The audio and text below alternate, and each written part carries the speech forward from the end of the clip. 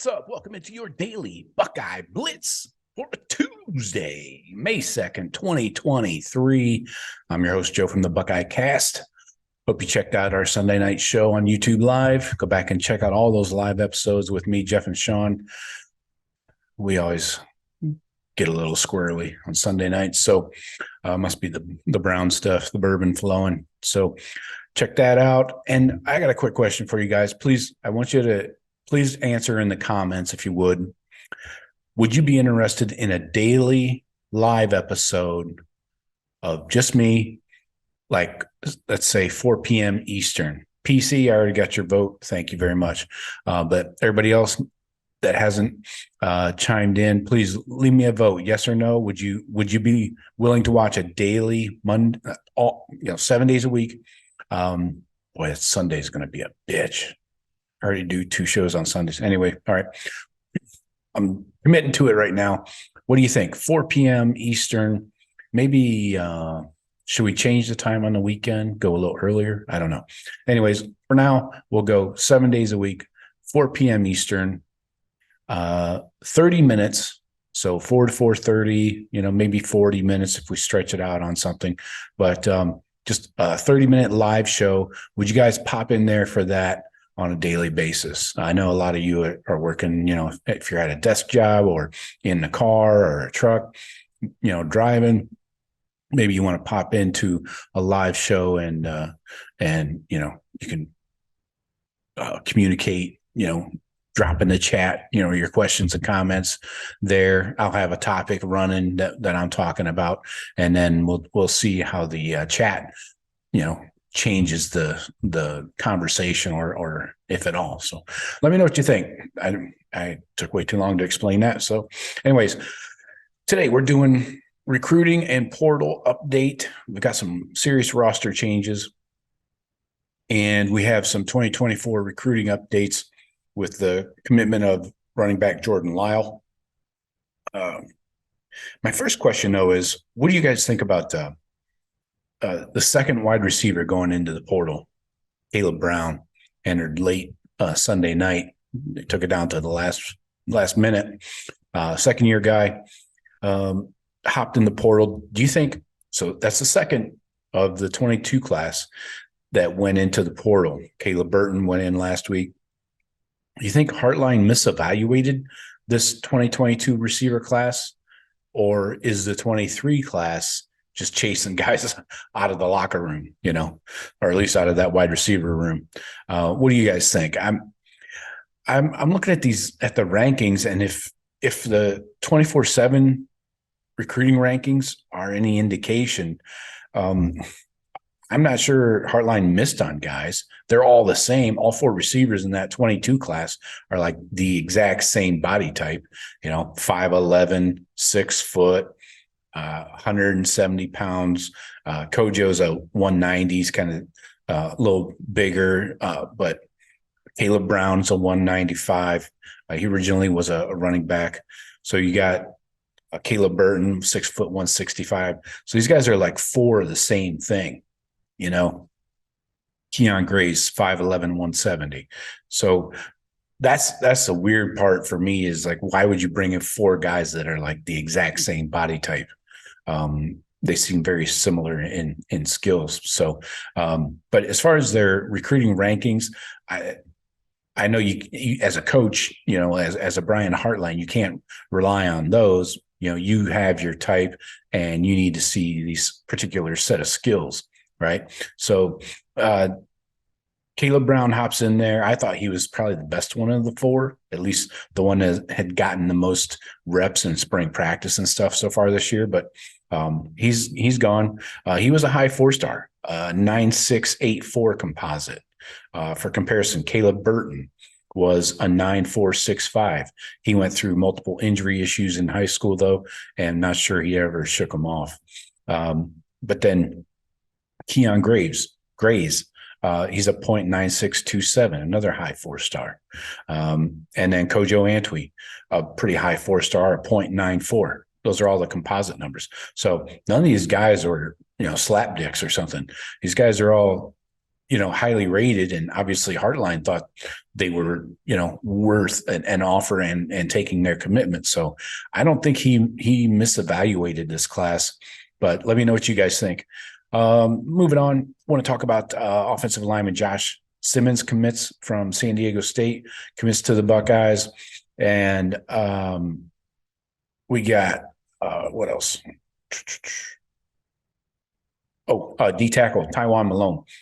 He has a Miami visit scheduled for this week, so I think that might be midweek. I'm not seeing anything about his visit to Ohio State. There is no news, so I don't know if that's good or bad. I consider him a Buckeye lean right now, but we're not going to hear the end of that till probably later this week or the weekend. So we'll see if it's an NIL thing. I don't know if Miami can wade into those waters anymore. Have you seen the stock for Life Wallet?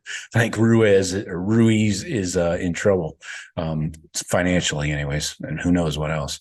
But so I'm not sure they can pony up the dough they need to get some big time talent in there going forward, and they're not doing it in recruiting right now either. So we'll see what happens with Taiwan Malone at the D tackle. So what else we got here? Oh, Saturday night we had the big let's talk 2024 recruiting. I want to really kind of reset the offensive recruiting board here. Jordan Lyle commits Saturday night. Boom, take him, 4-star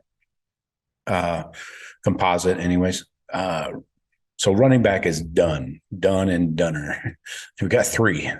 That's what happens when you lose out on a guy last minute in 22 class, right? Mark Fletcher. So take all these guys off your boards. Taylor Tatum, Chauncey Bowen, Stacey Gage, Dwan Williams, all y'all gone. Quarterback's done. Wide receiver room could take 1 or 2 more. We got the early commitments from 2 of the best receivers, Mylan Graham and Jeremiah Smith. But so they could stretch it to 4, most likely 3 is the number.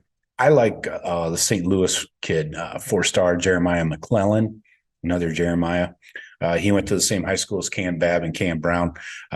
He's starting to pump the brakes on his recruitment, so we'll see how things move there. But that does open up the door for other guys like Kalen Adams from Virginia, Elijah Moore from Baltimore, TJ Moore from Tampa.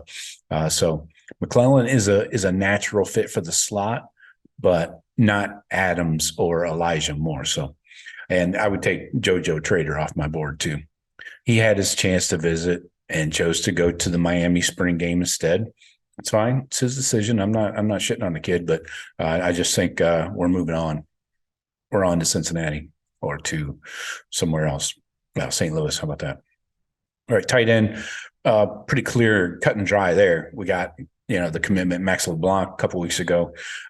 Still pushing, trying to finish this recruitment for Demarion Witten from Cleveland Glenville.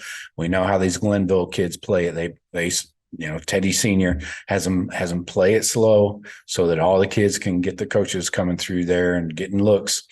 But Buckeyes are definitely bringing in 2. So Bailey got his Keenan Bailey got his guy. They're in great position with Witten. We just want to make sure that we don't have a last minute flip, like happened last year with Ty Lockwood. Offensive line is the last group I wanted to talk about. So in the portal, you got Simmons, the guy coming in with 3 years of eligibility. You got Ian Moore, number 1 ranked tackle according to Rivals. Then you got the 3 in-state Ohio guys, the twins, the Armstrong twins, and Mark Nave from Toledo.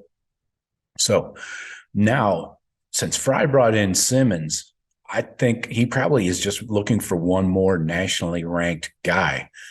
Before the portal commitment, it was 2. So I think he's just looking for 1, and probably it's an interior guy since he got his tackle.